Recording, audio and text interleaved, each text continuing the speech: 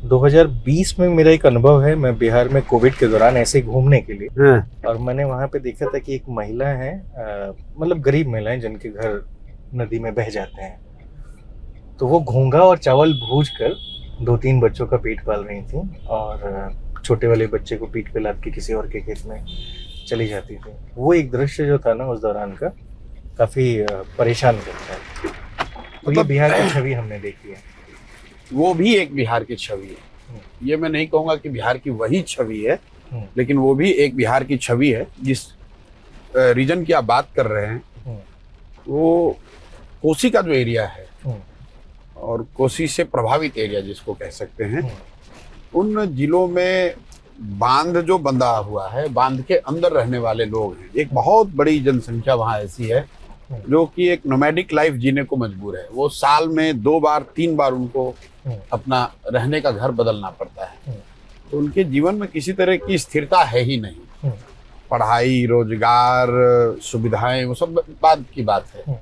तो survival he at stake है जब आपका घर ही नहीं है। और घर है तो वो ऐसा है जो टेम्पररी है, जो नोमैडिक सेटअप का होता है, क्योंकि आपको मालूम है कि 3 महीने के बाद आपको वो उठा के दूसरे जगह जाना पड़ेगा। तो वो स्थिति है।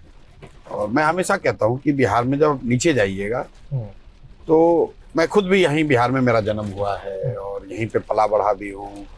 बहुत समय मैंने बिताया है यहाँ बिहार में काम करते हुए भी। जब संयुक्त राष्ट्र संघ में, यूएन में, यूनिसेफ में काम कर रहा था तब भी यहाँ पर मैं रहा हूँ।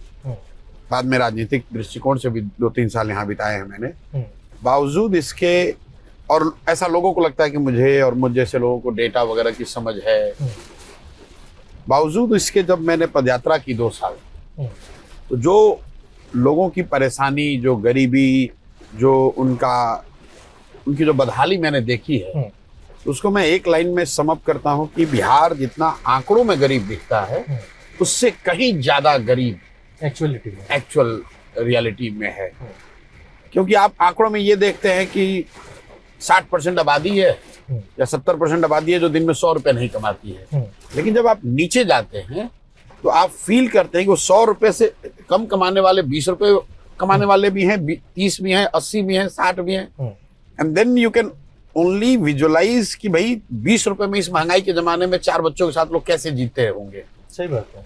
जब आप ये आंकड़ों में देखते हैं तो आपके लिए बस ये है कि भाई गरीबी रेखा है, उसके नीचे इतने लोग हैं। और बहुत आप सेंसिटिव अगर है, संवेदनशील हैं, तो एक विजुअलाइजेशन आपके दिमाग में होगा कि उनका बड़ा लाइफ कठिन होगा। लेकिन जैसे आपने बताया कि घोघा और चावल को खाने की जो बात है, जब तक आप उसको विजुअली देखते नहीं हैं तब तक उन चीजों को सिर्फ आंकड़ों से नहीं समझा जा सकता। और अगर आप जब उसको देख लेते हैं तो वो it continues to hound you for, if you are not emotionally dead, मतलब वो चीजों से निकलना, उबर पाना बहुत मुश्किल है। मैं आपको एक, आप जैसे ही किसी पॉडकास्टर को मैं बता रहा था कि पूरे 2 साल से ज्यादा जो मैं यहाँ गांव में चला, तो मेरे अपने दिमाग में जो एक घटना जिसने बिल्कुल झकझोर के रख दिया। एक बच्चा, जैसे हम लोग जब चलते थे तो शाम में टेंट सिटी टाइप ही आप कह सकते हैं कि टेंट लगाकर 200, 250, 300 लोग जितने हैं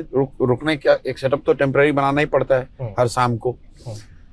तो उसमें पहले जब हम शुरुआती दिनों में हम लोग खाना जब खाते थे तो ग्रामीण लोग भी वहां पे आ जाते हैं खाना खाने के लिए। उसमें चूंकि गरीबी बहुत है और खाना कुछ विशेष नहीं है, बहुत है तो खिचड़ी खा सकते हैं आप, या चावल दाल जो बेसिक बना हुआ है वो लोग खाते थे। एक बच्चे को मैंने देखा खाते हुए, और इतनी क्वांटिटी में खा रहा था कि थोड़ा मतलब सरप्राइजिंग लगा।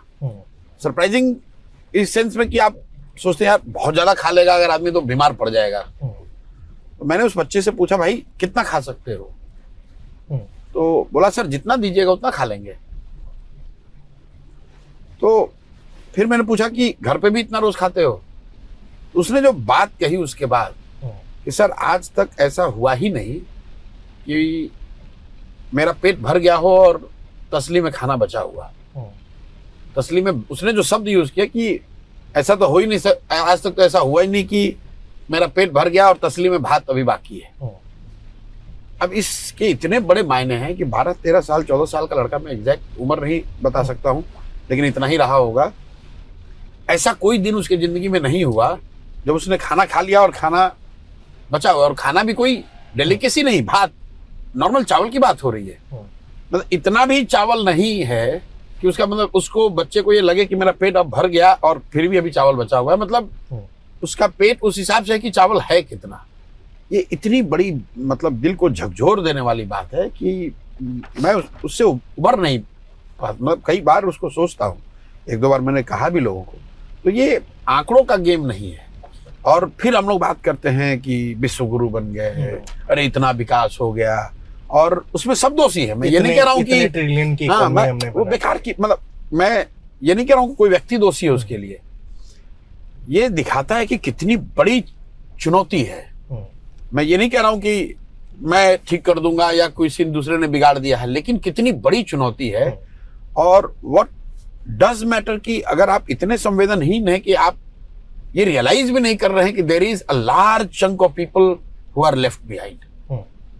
ठीक है, जो तरक्की हो रही है, बहुत भारत में तरक्की करने वाले लोग भी हैं, बहुत बिलियनर्स भी होंगे, मिलियनर्स भी रोज बन रहे हैं, लेकिन वी एज ए सोसाइटी हमें ये भूलना नहीं चाहिए कि एक बहुत बड़ा वर्ग, करीब करीब मेरा अपना अंदाजा है कि 600 से 700 मिलियन लोग, मतलब 60 से 70 करोड़ लोग हैं जो बिल्कुल अभी छूटे हुए हैं।